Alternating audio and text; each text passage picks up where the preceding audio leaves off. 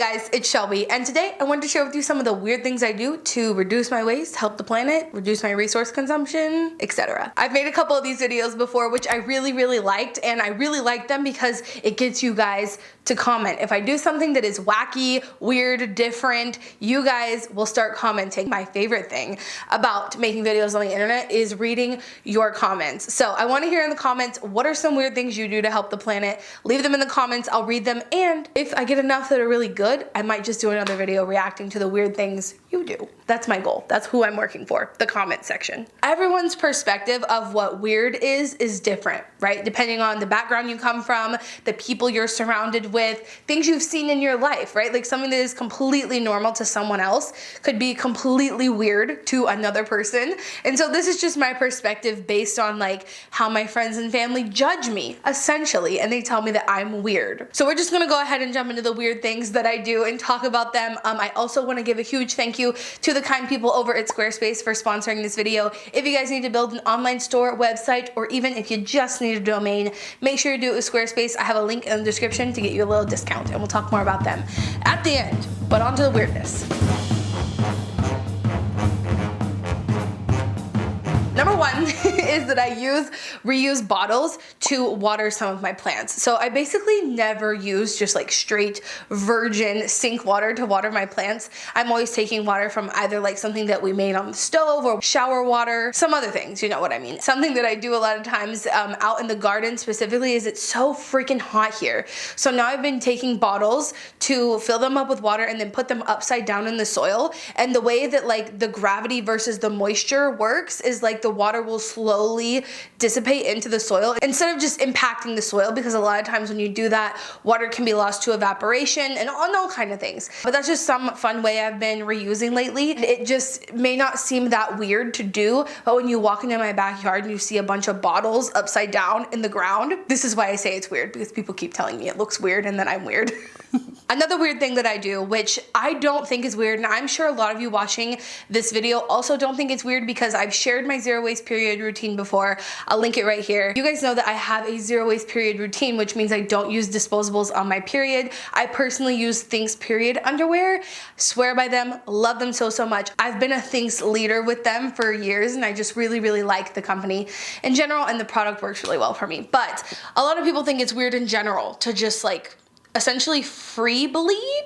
Question mark. I guess a lot of people also think it's weird that I've never ever in my life used a tampon. Yeah, people think it's weird that I use period underwear for my period in general. Like literally every time I bring it up to anyone in my real like personal life, they look at me like I'm crazy. Whenever I take off a pair of my Thinks underwear, I put them into a bucket of water, right? Until at the end of the day or the next day, I go and actually like wash them in my washer. Like basically I take the underwear out of the bucket and put them into the washer, you know, one by one. And then I'm left with this bucket of water. And I think that you might know where this is going. So I'll always take that bucket of water, especially now that we're growing stuff in the backyard. Like we have food plants, but we also have some other like ornamental plants like the lavender and the elderberry to kind of try to help keep bugs away. So I will use that water that has my menstrual goodness in it and give it to my plants, because there's actually a lot of nutrients in that.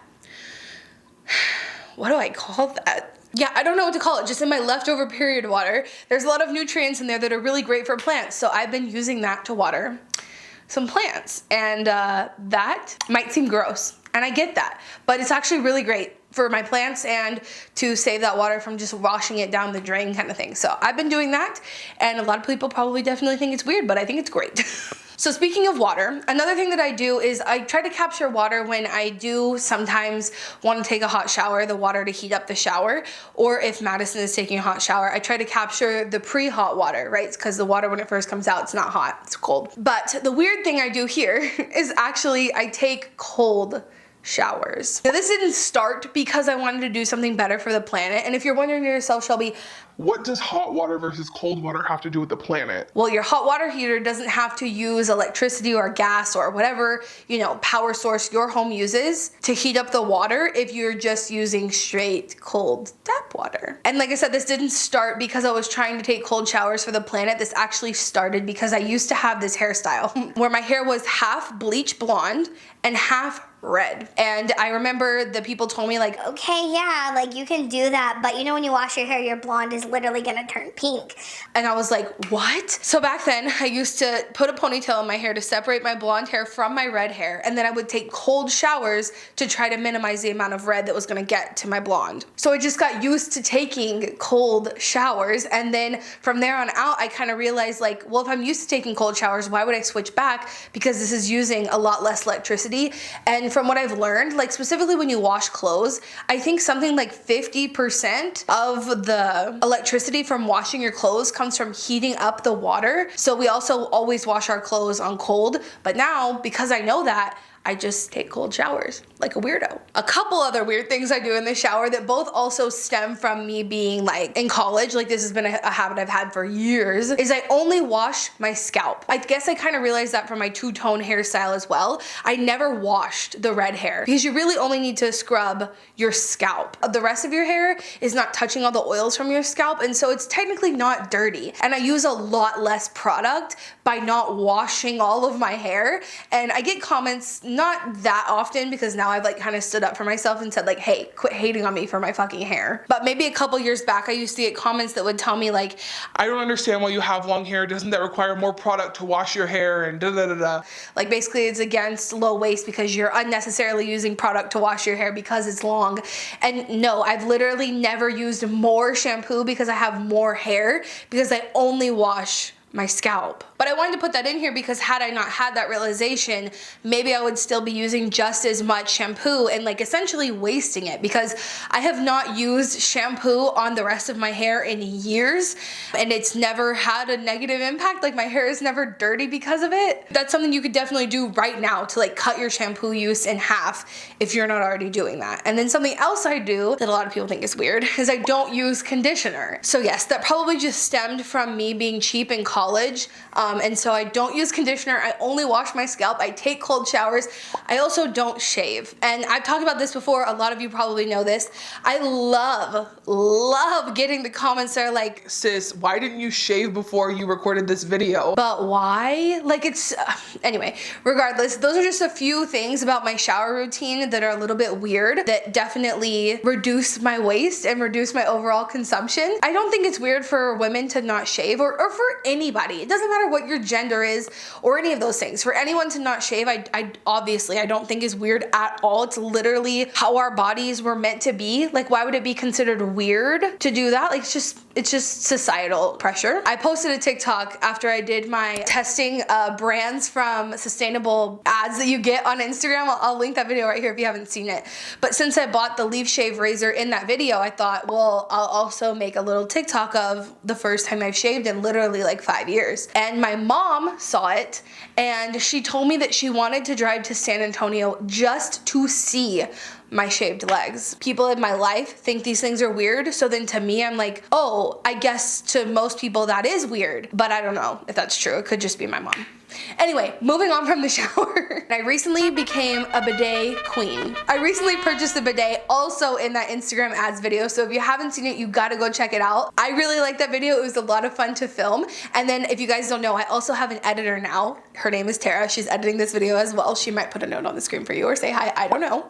But she did a great job editing that video and it's just so good. So if you haven't seen it, you gotta go check it out. But in that video, I bought a Tushy bidet because so many of you say you get ads from them on Instagram, and I did not expect to like it, you guys, but I love it. And I know that like in the zero waste circle here, or even in people who live outside the US, that's not weird at all. But again, I will say everyone who has walked into this house has told me that it's so weird. And my sister and even my brother-in-law, I could not convince them to even try it. But I also wanted to put this in here because it's different than the bidet, but it also has to do with going to the bathroom. So whenever I am the person to use the toilet paper last, like, you know, when you get down to the cardboard roll, I always reuse those cardboard rolls right now, by the way, to replant seedlings for my garden. If I am the person to re-put the toilet paper back on the roll, I try to squish the toilet paper roll down as much as I can, because if you get the little like cardboard part to be not perfectly round, then when you go to like rip toilet paper off of the roll,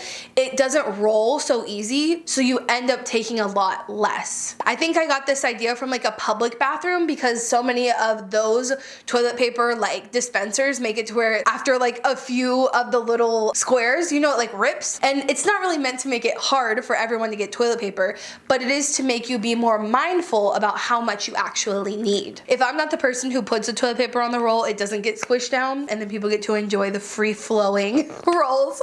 But if I get to do it, then I squish it down.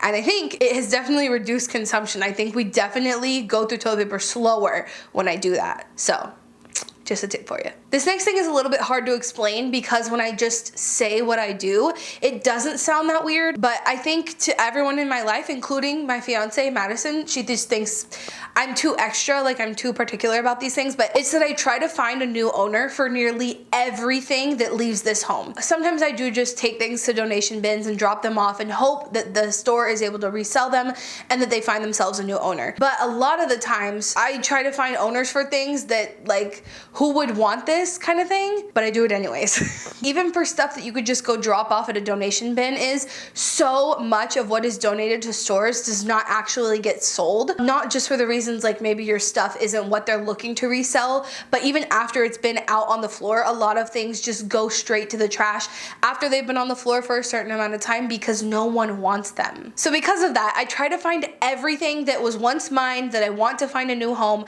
I try to find it an actual new owner because if you actually hand something off to someone, even if they didn't pay for it, it's something that they decided that they wanted. The people who owned this house before us, they left like stacks of tiles out in our garage. I don't know why they did that. And so instead of just throwing it away, I thought, what if I post this on Facebook Marketplace? I'm not gonna go drive to meet someone to do it, but if they want these tiles, you can have them like for free. Just please come get them. I was able to actually find them a new home. By the way, you can donate things like that to Habitat for Humanity, their stores. But again, it's the same thing where like if something doesn't get sold, it's gonna get thrown out. Whereas if I just give it to someone and it actually has a new home, it's much more likely to actually be reused. And yeah, I put that in here because a lot of people in my life made me feel like I'm just taking things a little bit too far and trying to find a home for like every single thing so that it doesn't go to waste instead of just donating it. But I just personally think it's really important and makes me feel a lot better about the whole process. And the last thing that I do that's a little bit weird, especially as a 27-year-old millennial,